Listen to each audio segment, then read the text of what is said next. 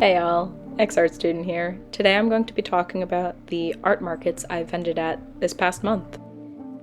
Here are some clips I took during the first one. I didn't have a lot of footage, but I did an okay job setting up. I tried doing different levels with my art and putting out things that were kind of not selling on my Etsy or new products that I just haven't put on Etsy, and trying to hang things around and make it interesting in this outdoor tent.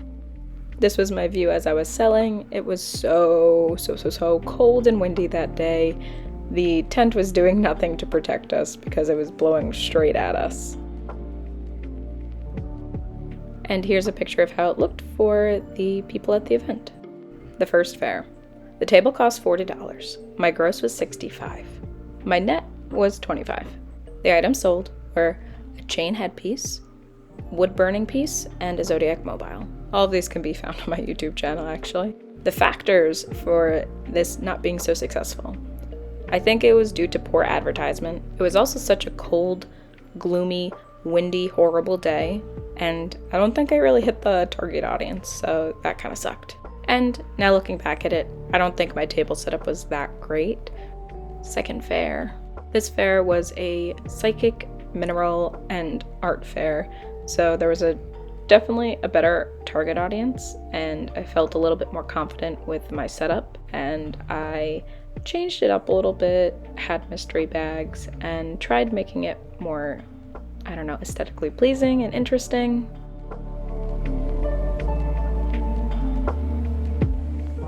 Here's a picture of the setup. I think it was better than the first time, but I'm not too sure. Now let's talk about the second fair. So the table cost $50. The gross was $105. My net was $55.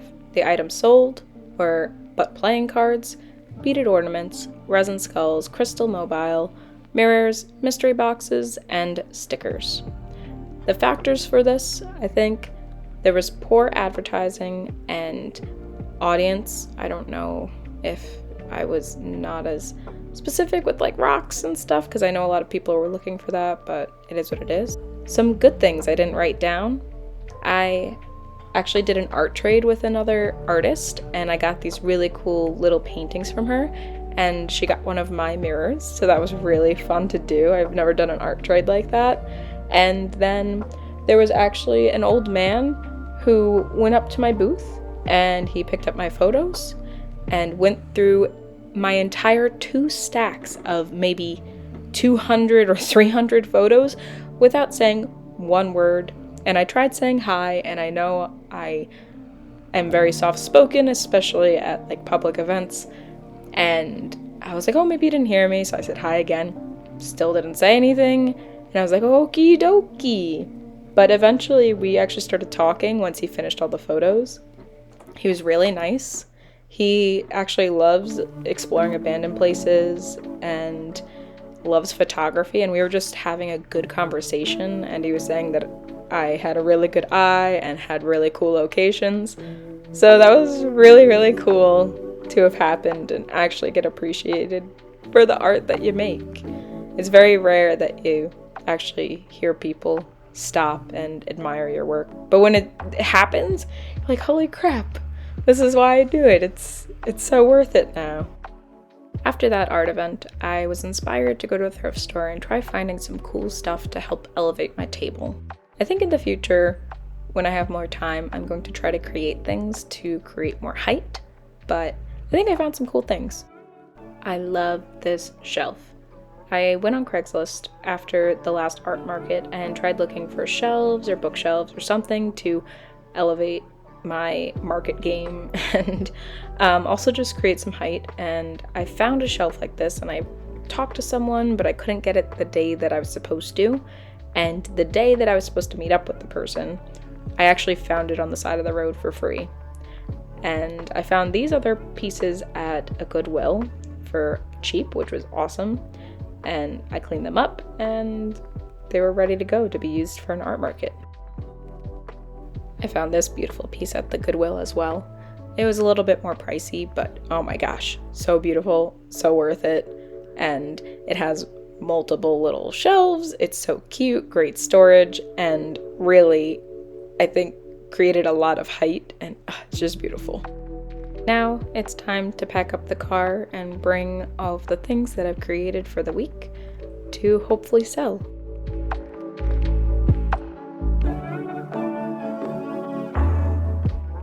I put my bins with all my art supplies and packing supplies in it, put my table in, and all of my little displays.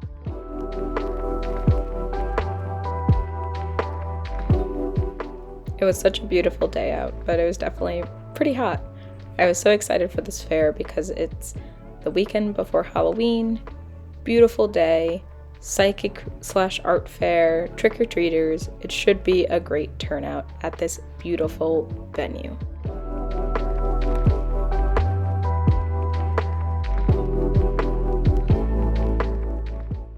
At all the events, you're usually allowed to get there about 2 hours early, and I use the 2 hours almost the entire time to set up. It takes a while to unpack, display everything correctly, move it around, and get yourself situated. And if you don't have the prices on everything, this is a good time to do that too.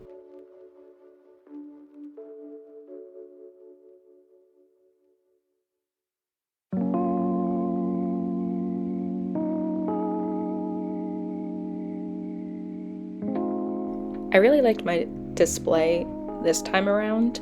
I think it was the most successful out of all of them. The only thing is, I had so many plans to create a better display, but I just was so tired after being sick and tired from the work week that I just had no motivation to do anything besides just show up here and try not to be sick. So that was kind of disappointing, but I still think it turned out pretty well.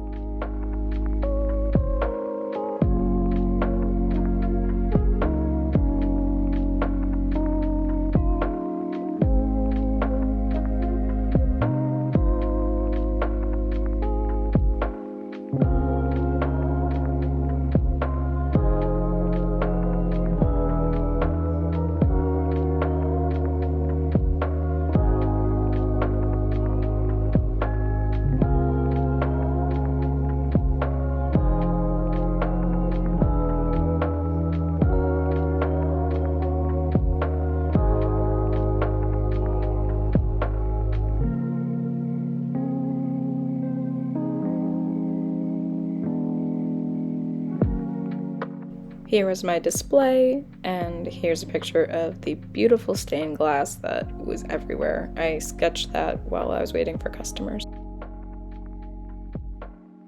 The final event came to a close. Time to pack up everything, head back to my car, and then head home. The third fair. Oh, how you disappointed me. So, the table cost was $50. My gross was $50, so my net was $0. The items I sold were a celestial sun catcher, mirror, earrings, and a mystery box. Factors to why this event really sucked.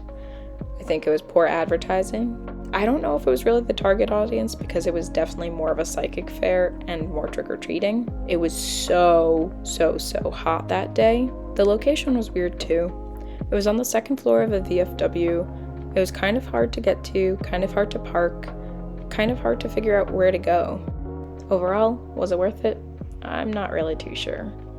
This is why I usually like selling online and staying in my art space, because a lot of these art vending events really take a lot of effort, and I don't know if it's always worth it. But seeing people on YouTube viewing my things, commenting and liking, or just buying my stuff on Etsy is really cool and makes it worth it. Thanks so much. Can't wait to see you next week. Bye!